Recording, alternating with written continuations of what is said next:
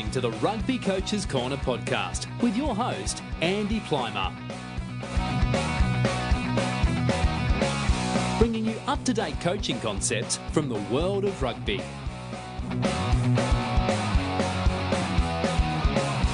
Sharing ideas to make the game better.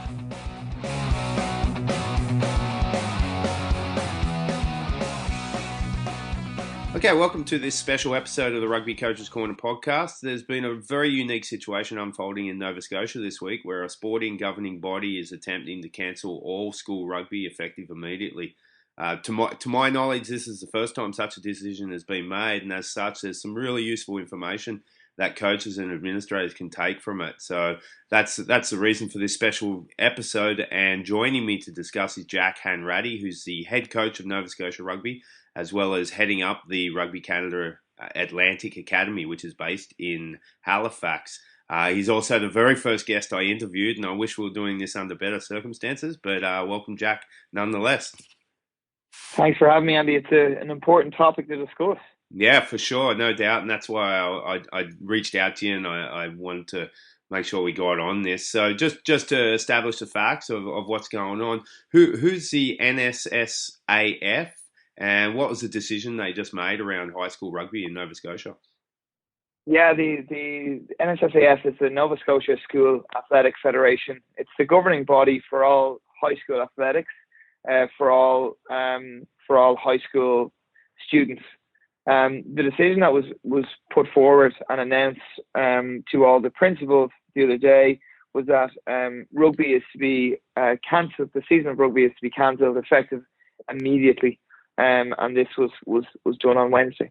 Okay. On Thursday. And with that being said, how many students or schools in general, students and schools in general, does that decision affect? Yeah, we're looking at it's the most teams we have in Nova Scotia that play rugby is through our high school federation, and it's 50 teams with approximately around 1,000 rugby players. So, what was the information that they were using to base this decision on? They presented the principals and athletic directors, and I'll reaffirm that this wasn't sent to the high school coaches, the athletes, or to the PSO, which is Rugby Nova Scotia. It was sent to the principals and athletic directors, of which the Board of Governors met and received information from their insurance company, which did a study on head injuries in school sports, or injuries in general. And rugby had an incredible amount compared to the other sports next highest, which would have been soccer, hockey, and football. What things didn't take into account was the number of athletes, the number of games, and also that this study was not done by actual the government or the Department of Health in Nova Scotia. Yeah, and I saw those numbers, and we're talking 100 plus reported possible or confirmed concussions for rugby, but then sports like football and hockey were in the 30s. It's comparing apples to oranges. Andy, it is comparing apples to oranges, and it's over the last 4 years. If you were to do the math, it is less than one per team per season. Is still the number that comes up. And I'm not saying that any number here is a good number to have. No. One of the things that we've done over the last, we started a conversation with the Nova Scotia School Athletic Federation 3 years ago, when we wanted to put coach education right on the forefront of it, and with such initiatives like the Rugby Canada Play Smart program, we wanted to put that in the forefront. And but that, unfortunately, that was the last time we had that conversation. Yeah, and I think it's a good segue there that you touch on Rugby Canada's Play Smart initiative. Big focus on recognise and remove. For me, that's gold standard. Rugby Canada should be congratulated for the work they're doing in putting player safety first, and then educating coaches, educating schools that if you are even under the a 1% suspicion that a child under your care might have a concussion, you need to remove them. And I think coaches are doing a really good job of that, and we're probably victims of our own success there in some way with this incident. I totally agree with you.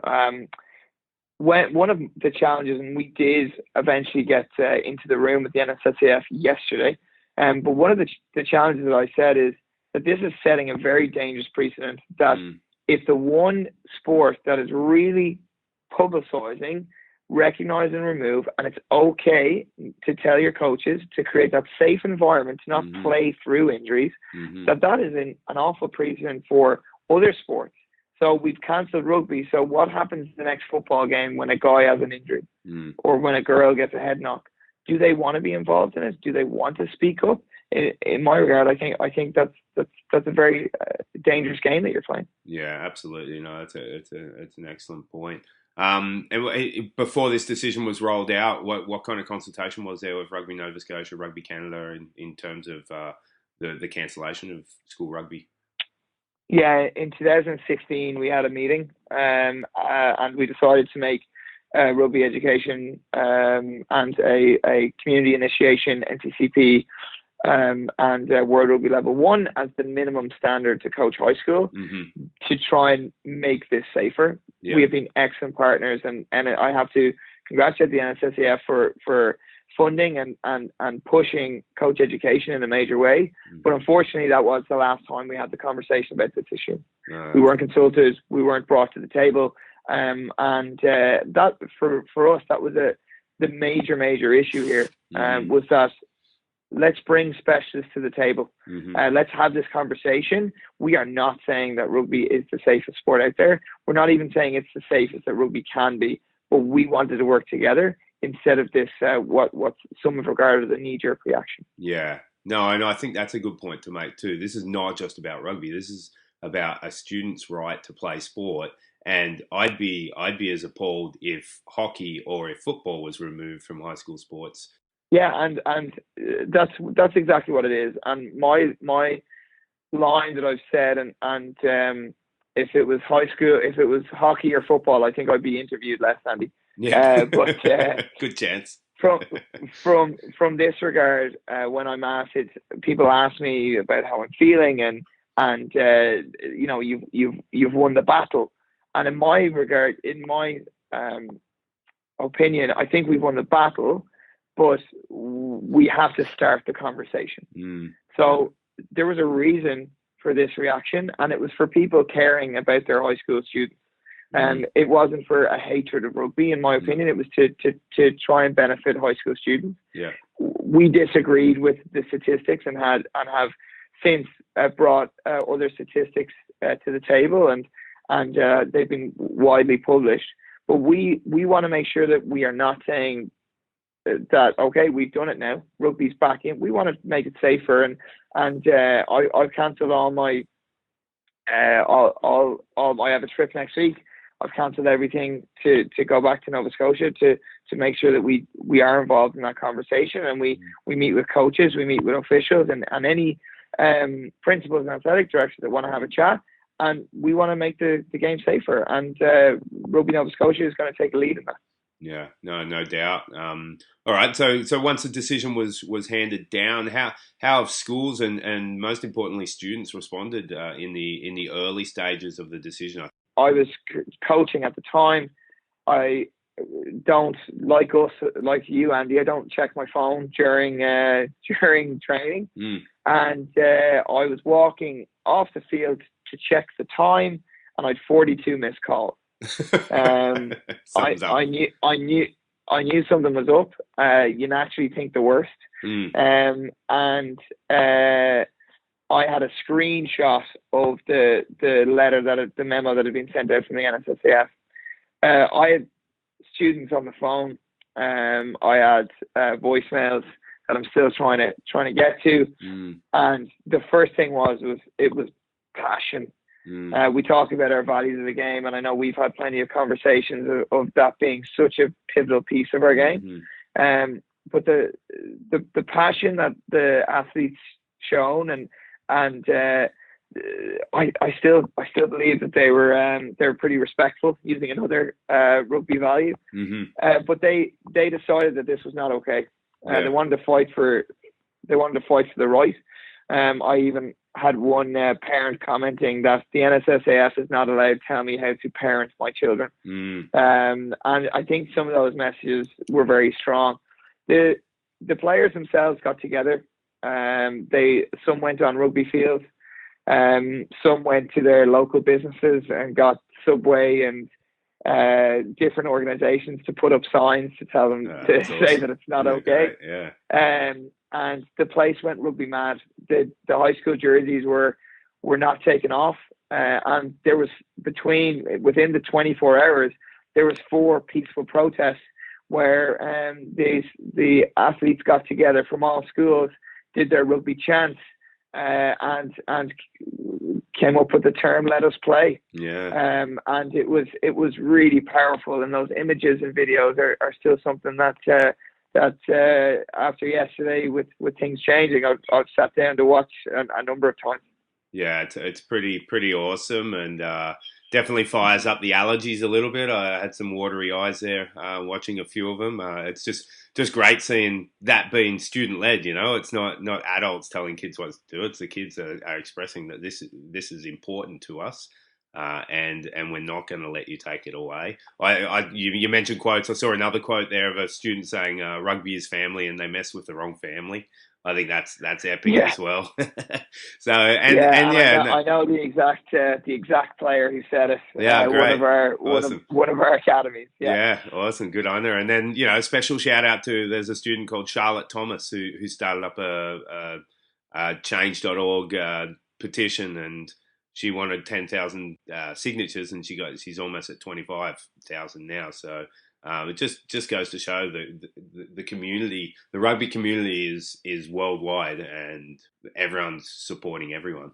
I couldn't believe the if you look at Canadian rugby icons, Gisèle Landry, Jamie Cudmore, DTH Van der Merwe, they all got on board with this straight away. It was. It truly was moving and special, and nobody did it in the wrong way. No. My message to everybody was to, whatever way we're going to fight this, and it was a fight, that we had to keep within rugby's values, and feeling like we're just at clean-up level of the fight. I'm pretty happy to say that rugby won. Yeah, great. And the values and rugby in Nova Scotia is something that I'm not there, and I'm emotional to get back, and I'm excited to get back with the incredible community.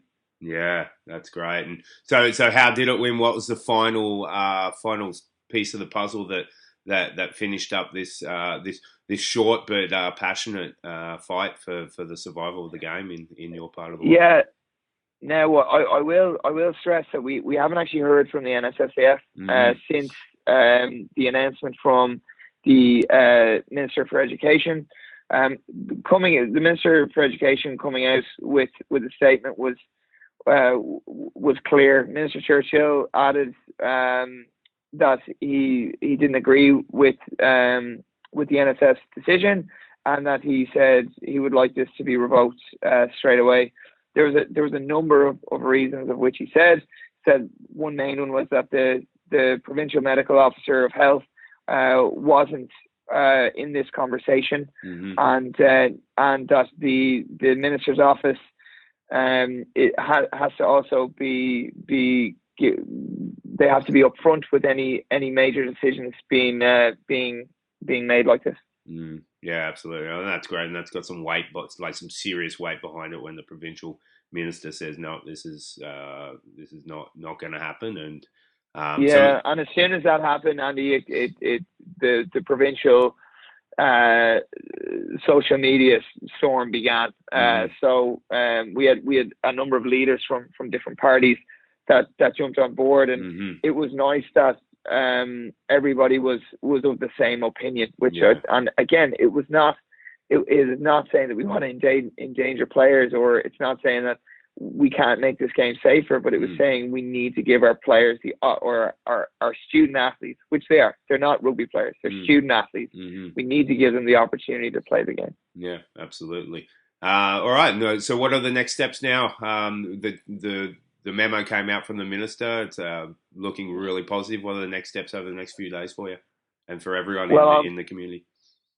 I'm hoping that on Monday afternoon I get to rock up to the sideline and watch a high school rugby game. That's the hope right now. As I said, we are still waiting from comment from the NSSAF, but the weight has certainly been lifted off the shoulders, and we will be getting together with the rugby community and coming out with some memos of reminders of how to make our game safer in season, because it is something that this was an issue. It started somewhere. It wasn't somebody picking a fight, and I think we can use this as a true opportunity to make our game safer. Yeah, absolutely. And I think I had Dave Vessels on the show a while back when the Force were looking to be cut, and one of the things that stood out for me was he mentioned the quote, "Never waste a crisis." And when there is a crisis, there's always something good that can come out of the other end. And so that's a good attitude, good mindset to have going into the next few days.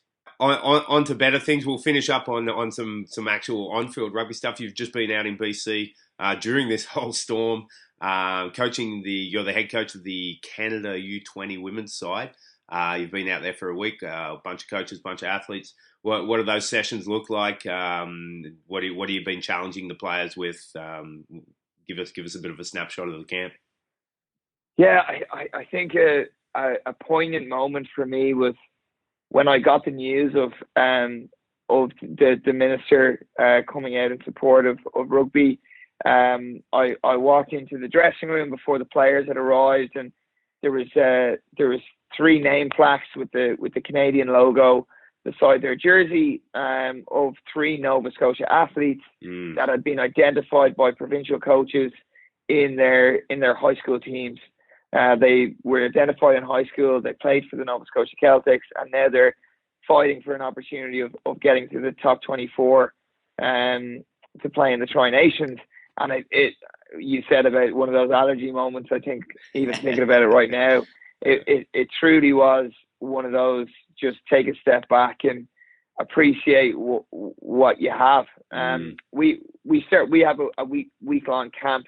The players were identified through university competition, provincial competition, and then just some of our Rugby Canada ID players from around the country. We brought in 39 athletes. It was a awesome camp. It was really positive the whole way through. We had some great coaches where we tried to create an environment where we were challenging, and we were not just pushing our own agendas or our own philosophies and opinions. And I was really lucky to be the leader of that. One thing that we tried to bring in was just everything was competitive. So from moment one, we knew the aim of this week was to have a trial game on Friday. And what we decided to do was every training session, we decided to have points up for grabs. Love it. So on Friday, our starting scoreline was 6-4 to one of the teams.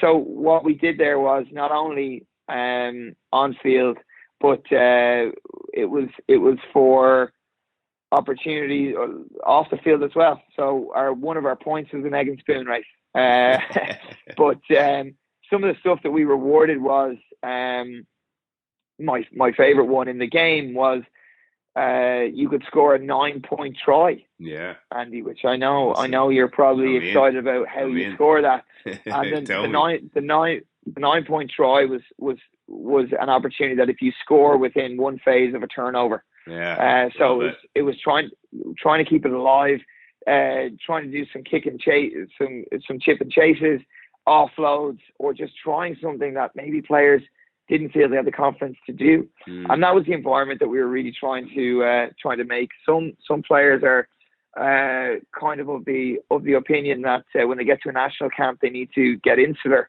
and they need to think to themselves, right, don't do anything wrong. But for me, we wanted to see if people had the confidence to try something right. And that was something throughout the week. Some of the things were, if you got a poach, your team could get a point for the day. If you caught a high ball while leaving the ground, if you took somebody out at the breakdown and took them out of the game, like all these philosophies, and whether they're right or wrong, but it gave players just a new energy, and it was something that was new for me, especially throughout that consistency of giving daily updates. Yeah. But it was a really positive thing on Friday. Some of the I'm not saying the trial game was the finished article, but what it was it made things really competitive. Right. And it also it gave people energy in certain situations, kickoffs, transitions. These are all things that we needed to work on our research from last year, and I'm really excited that although maybe things weren't always clean sailing, that they still had the ability and the thought process of, okay, I know what I'm trying to achieve right now. Epic. That sounds awesome. Sounds exciting, and look forward to catching up with you in person to have a chat and go through it in a bit more detail.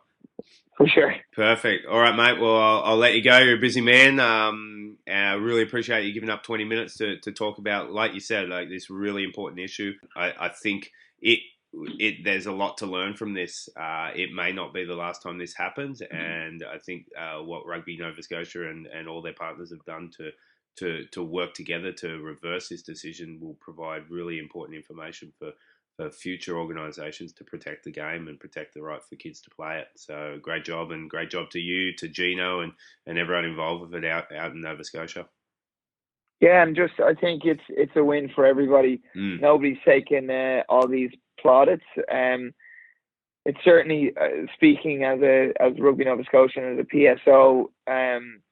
Our community was incredible this week, and the amount of messages of just great job to everybody is really out there. And I don't think I've got a social media platform that isn't talking about this. I don't know, is real life going on outside of rugby this over the last couple of days, but it just really shows the true values of the game. And and as we said, we've won this battle, but we're excited to now take our fight to making the game as safe as possible with our partners.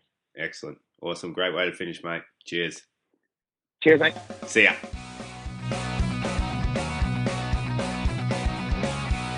Thanks for listening to the Rugby Coaches Corner podcast. If you enjoyed the show, please leave a review via iTunes and keep listening for the next episode.